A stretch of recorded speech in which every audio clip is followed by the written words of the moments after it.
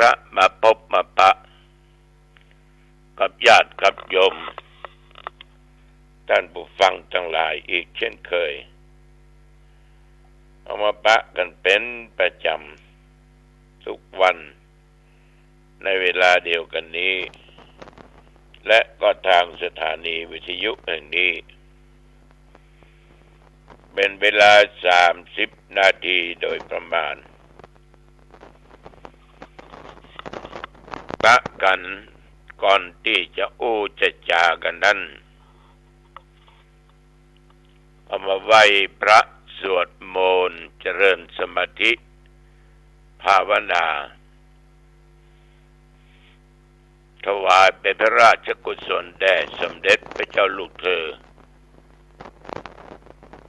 เจ้าฟ้าพัชรกิติยาภาเอาละต่อไปนี้ไหว้พระพร้อมกันไปในญาติโยมเน้ออะระหังสัมมาสัมพุทโธภควาพุทธังภควันตังอภิวาเทมิกราบพระพุทธสวากขาโตภควตาธัมโมธัมมังนัมมัสสามิกราบพระธรรมสุปฏิปันโนภควโตสาวกสังโฆสังฆังนัมมามิกราบพระสงฆ์นะโมตัสสะภะคะวะโตอะระหะโตสัมมาสัมพุทธัสสะนะโมตัสสะภะคะวะโตอะระหะโตสัมมาสัมพุทธัสสะนะโมตัสสะภะคะวะโตอะระหะโต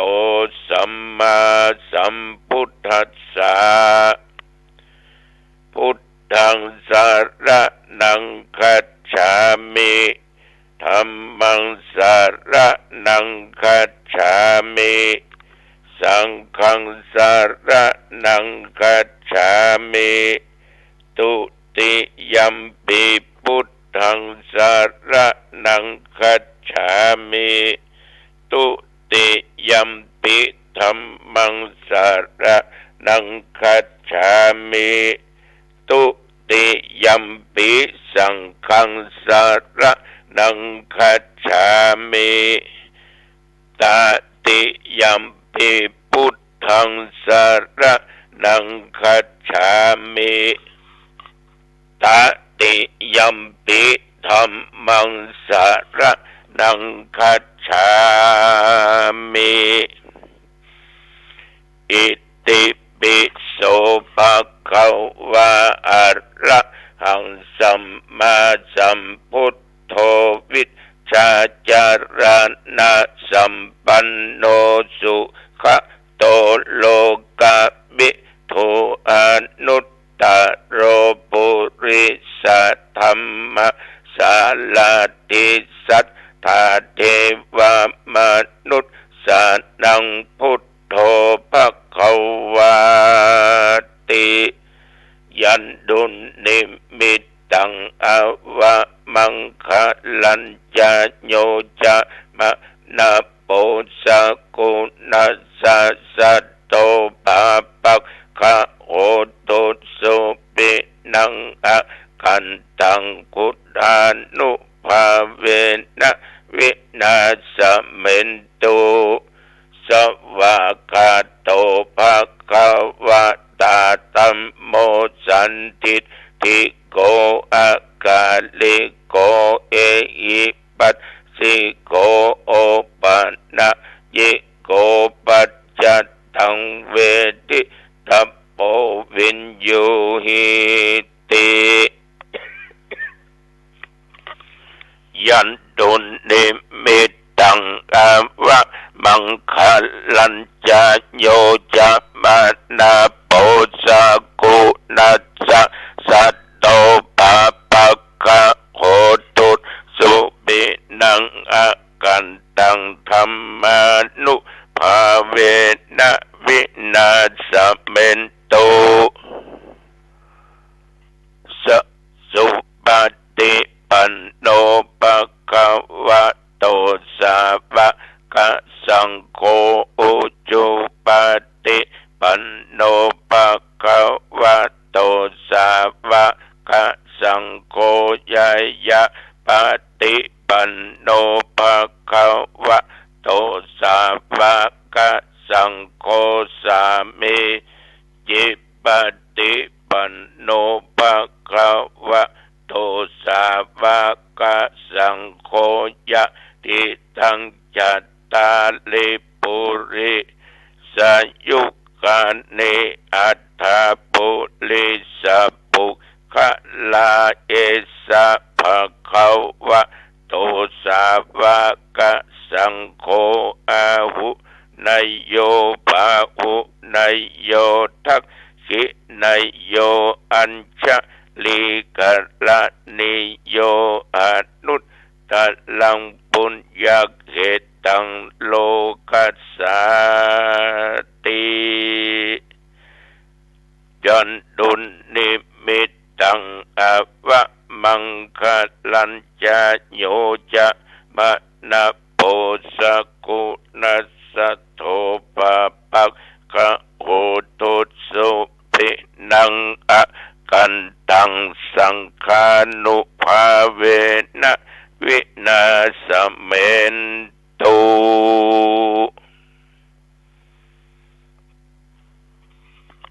โดยบทพุทธานุภาพธรรมานุภาพสังฆานุภาพบทสวดต่างๆนั้น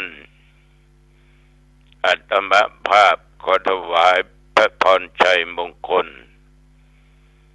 แด่สมเด็จพระเจ้าลูกเธอเจ้าฟ้าพัชรกิติยาภา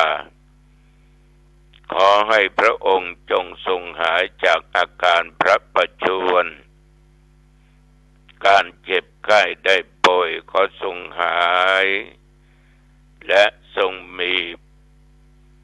พระพลามัยอันแข็งแรงมีพระชนมายุยิ่งยืนนานได้120 ปียิ่งขึ้นไปขอถวายพระพรกรมอุตุได้ประกาศบอกไว้ว่าระยะนี้เรื่องพายุเรื่องฝนก็ยังมีอยู่เกือบทุกภาคในประเทศไทยดังได้เฮาจะได้หูได้หันได้รับฟังจากการบอกเล่าว่ายังมีฝนตกอยู่ที่อันที่นี่น้ำแม่ปิงบึ้นขึ้นบึ้นลงน้ำแม่ริมบึ้นลงบึ้นขึ้น เท่าที่เพิ่นอู้จาให้ฟัง แต่ก็ดีใจที่ถูกน้ำท่วมไปนั้นก็เข้าสู่สภาวะปกตินับตั้งแต่เมื่อทวันวามาจนถึงปัจจุบันนี้เที่ยวบริเวณวัดหนองตองนั้นและใกล้เคียงแต่ว่าก็มีฝนเล็กน้อยแต่บ่มากหมอกที่เป็นว่าลำคาญตกก็ยังบ่ตกแท้ๆนะ ก็ลงน้อยแล้วก็จะมีแสงแดดอากาศก็เร่าร้อนนะอุณหภูมิก็เท่านั่นนะ34 องศามาปัจจุบันนี้ก็19 องศาลดลงไปหน่อย อากาศมันเย็นมาด้วยละหลอกมาเดี๋ยวนี้นะแต่ว่านี้ญาติโยมตั้งแต่กินข้าวกายก็อยู่วัดบ่ได้ไปไหนก็มีป้อนไว้สง่าแม่วนิดากันดิยะกับลูกกับหลานมีป่อสุเทพกับครอบครัวแถมเปิ้นก็เอาขันเข้าอาหารแบบพื้นบ้านพื้นเมืองเนาะกินทอดกากล้วยอกกา หลายอย่างที่เป็นอามาตวาเนี่ยนะอามาตถวายลาบคั่วกาอย่างกาเขาเรียกว่ามื้อเพลแล้วก็ฉันอาหารที่ป้อนไว้สง่ากับคณะครอบครัวญาติมาตานถ้าเป็นภาษากลางก็ว่าอร่อยดีกำเฮาก็กี่ข้าวกันยังกินนั้นกินนี้ล้ำก็ล้ำกะนี่นะกำเมืองวันนี้มันแน่นนะเนาะมันแน่นมันแน่นดีฉะนั้นก็ต้องขออนุโมทนาขอบใจไว้นะโอกาสนี้ที่ได้มีน้ำจิตน้ำใจได้เอาอาหารการกินมาถวายดูเจ้าแล้วก็ชาวานี้ก็อยู่วัดตลอดมาได้ไปไหนมาค่ำมาคืนก็อยู่วัดอยู่ว่าแต่ว่าตอนบ่าย2 โมงก็มีการสามีจิกรรมจากคณะสงฆ์อำเภอหางดงแต่ว่านี้ขาดไปหลายตำบลสาเหตุนั้นคือพุทธานคุยสลากกันบางทีก็มีงานข่าวดำกันเอาปีนี้คนจากกันเป็นนักโอ้ยเพิ่นก็เลยบ่ได้มากันจะมาทีหลังทีลุนก็ตะวันนี้ก็มาอยู่ประมาณ40-50 ตน40-50 ตนก็มีหลวงปู่อุบาทองดีวัดวารุกลามเป็นครูบาอาจารย์ที่มีอายุพรรษามากได้ถึง87 ปีละมานั่งเป็นเก้าเป็นประธานประเพณีการทำสามีจิกรรมนั้นญาติโยมคณะสงฆ์เขาเนี่ยก็ประพฤติปฏิบัติตามฮีตตามห้อยเช่นบุคครูบาอาจารย์มาทำอย่างใดก็ทำอย่างนั้นสืบต่อกันมาก็อาจจะมีการเปลี่ยนแปลงในบางสิ่งบางอย่างสมัยก่อนนั้นไปวัดไผ่วัดมันไปที่เจ้าคณะตำบลไปที่ครูบาอาจารย์ไปที่เจ้าคณะอำเภอรองอำเภอต่อมาเฮาก็นิมนต์ครูบาอาจารย์ท่านเหล่านั้นมารวมกันที่เดียวเหมือนกับสามีจิกรรมที่ทำแก่พระมหาเถระจังหวัดแต่ก่อนก็อย่างที่ว่านั่นนะแต่ประเดี๋ยวก่อนนิมนต์ครูบาอาจารย์ท่านทั้งหลายที่มีอายุพรรษามากที่มีตำแหน่งหน้าที่อยู่ในระดับจังหวัดภาคหรือที่ปรึกษาภาคก็มาพร้อมกันที่วัดพระสิงห์วรมหาวิหารครั้งแรกก็กำหนดกันว่าวันเนี้ยบ่ายโมงแต่ว่าวันนี้เปิ้นจะมีการประชุมทางออนไลน์เกี่ยวกับงานอปต.ก็จึงเลื่อนไปเป็นวันที่24สถานที่ก็ที่เดิมเวลาก็เดิมบ่ายโมงพักกันที่วัดพระสิงห์วรมหาวิหารนิมนต์ทำสามีจิกรรมกันพ่อแม่พี่น้องญาติโยมท่านผู้ฟังทั้งหลายระยะนี้ท่านทั้งหลายก็รับฟังข่าวเกี่ยวกับเรื่องราวหลายสิ่งหลายอย่างทางทีวีเนาะทางหมู่สื่อข่าวทั้งหลายเกี่ยวข้องกับพระสงฆ์องค์เน้นพ่องอันนั้นอันนี้สปะสเปด ก็มีญาติโยมมามาจ่าว่าอย่างนี้จะไหววะเนี่ยตุลุงพุทธศาสนาก็เสียหมดอะกะเสื่อมหมดอะกะก็เลยบอกไปว่าพุทธศาสนาศาสนคำสอนของพระพุทธเจ้าพูดง่ายก็คือพระธรรมวินัยเนี่ยไม่ได้เสื่อมไม่ได้เสียใดๆทั้งสิ้นอันนั้นเป็นเรื่องของแต่ละบุคคลเป็นเรื่องของแต่ละบุคคลพุทธศาสนาคำสอนของพระพุทธเจ้าศีลสิกขาบทต่างๆมีมาอย่างใดก็เป็นอย่างนั้นคนเราต่างหากที่เสื่อมจากคำสอนเสื่อมจากวินัยหรือศีลสิกขาบทที่พี่เพิ่นกำหนดไว้แต่ก็บดีไปคิดบดีไปคล้อยตามสิ่งเหล่านั้นก็ยมฟังอย่างเงี้ยบ่อยใดที่จะมาบอกว่าบดีไปคล้อยตามบดีเก็บมาเป็นอารมณ์มันจะทำเมื่อเฮาเนี่ยบางครั้งอาจจะสร้างบาปมโนกรรมโดยที่เฮามาตันได้นึกได้คิดอาจจะลั่นอาจจะคิดไปต่างๆนานาอาจจะจะจ๋าคนนั้นคนนี้ฟังอย่างอันอย่างดีบ่ดีอย่าไปว่าไปด่าคนนั้นไปด่าคนนี้ดีจะมาด่าตุด่าพระก็ออกไม่ออกญาติโยมเพราะเขาไปรับอารมณ์เหล่านั้นมาหูได้ยินตาได้เห็นภาพเนี่ยก็เก็บมาคิดบางคนก็จนพอเครียดกันพุทธศาสนาได้เสื่อมเสียหมดละรู้หมดละตึมครับเข้าวัดเข้าวาตึมเคยกินบักขตานอย่างอะจะไปรักษาอย่างละศีล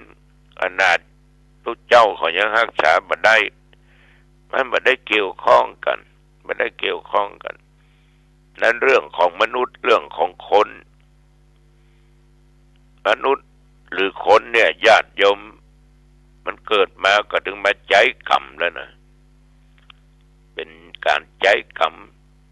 ของภัยของมันเรื่องของกรรมเนี่ยอย่าได้เอามาแปดมาเปื้อนในชีวิตในจิตใจของตัวเก่า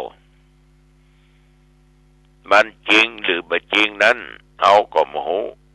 นะจริงหรือไม่จริงนั้นเขาก็ไม่จะหูฟังแต่เปิ้นฟังแต่เปิ้นจ๋าเท็จจริงอย่างใดนั้นเขาบ่ฮู้ ยิ่งเขาบ่ฮู้เนี่ยฟังเขาว่า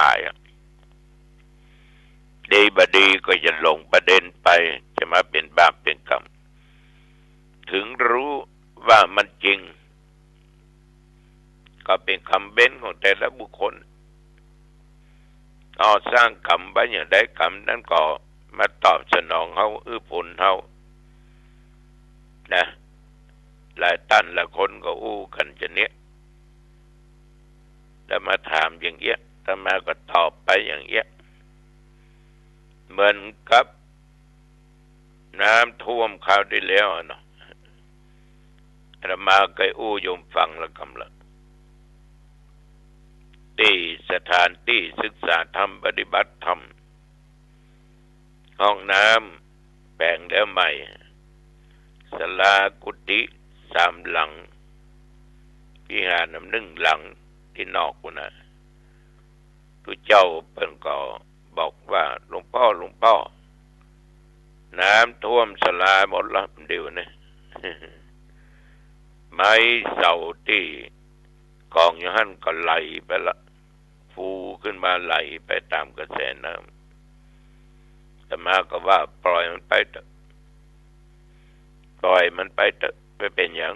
ถ้าเขาไหลก็ปล่อยมันไหลเขามันยกกระแปดีบดีตัวเขาจะไหลตัวก็บอกตุมันต้องไปสีเลือด น้ำมันมาแห้งน้ำมาบุย ศาลาเขาก็จะยกได้หรอกเนาะปล่อยมันท่วมประเดี๋ยวนี้มันก็แห้งศาลาก็ปิกมาดังเก่าไม้ก็ไปอยู่แมะหั่นอ่ะมันก็ไปไหนกุฏิวิหารห้องน้ำบางอย่างก็อยู่ตามปกติฉะนั้นทุกสิ่งทุกอย่างเนี่ยถ้าเป็นกระต่ายตื่นตุ้มนี่นะมันจะเอะอะโวยวายจะเดือดร้อนบางท่านบางคนขาดสติด่านั้นด่านี้โทษเทวดาพ้องโทษเจ้าที่เจ้าทางคนด่าหัวฝนที่ตกลงมาก็ลองกึศดูดีๆมันได้อย่างขึ้นมาเขาก็หาทางมาแก้ไขไม่ใช่ท่านนะฉะนั้นญาติโยมบางสิ่งบางอย่างเนี่ยมันเกิดขึ้นมาตามภาวะตามการตามเวลามันถ้าเกิดกับสัตว์กับมนุษย์มันก็เป็นกรรมเป็นเวรเนาะแล้วถึงเรื่องความคิดความอ่านของคนเนี่ยเขาจะห้ามกันไม่ได้ห้ามกันตึมได้แต่เตือนได้แต่จะฟังหรือไม่เขาก็ห้ามตึมได้บอกตึมได้อย่างเปิ้นว่ามันบ่ดีนะขจามบุษกรรมยังอย่างอี้อยู่มันดีนะโอ้ยไปเป็นอย่างกันนะของบะลองไปหูได้ใหญ่ดีบ่ดีอันอย่างอี้ฉะนั้นญาติโยมสาธุชนท่านผู้ฟังจะไปตื่นไปตามกระแสที่ได้หูได้ฟังได้หันต่างๆจริงหรือไม่จริงจะเท็จจริงขนาดไหนนะก็สุดแต่ต้องนำมาคิดมันจะเครียดแล้วก็อย่ามาเป็นทุกข์มาบ่มมาจมอยู่ฮะนะรำคาญบึ้นอันหนึ่งท่านทั้งหลายมันถึงเป็นไปตามสภาวะตามการตามเวลาของมันฉะนั้นทุกเจ้าก็จึงขอฝากไว้ญาติโยมนั่นนะฟังแล้วดูแล้วมีสติสัพพัญญะแล้วก็เอาบ่ประมาทนะเอาประมาทเอาตัวเฮาให้รอดเอาตัวเฮาให้ไปได้ในทางที่ดีทำแต่สิ่งที่ดีพูดจาแต่สิ่งที่ดีคิดแต่สิ่งที่ดีทุกอย่างนั้นญาติโยมมันก็จะเกิดทางที่ดีๆกับตัวเฮาอย่างมันดีมันมีคุณค่าแต่อย่างมันบัดแต่คุณค่ามันตึมแต่มันตึมพอนักฉะนั้นทุกสิ่งทุกอย่างอยู่ที่การกระทำของเฮาขอญาติโยมท่านผู้ฟังทั้งหลายทำไปตามหน้าที่ของตัวเก่าเอามีหน้าที่อย่างใดก็ทำไป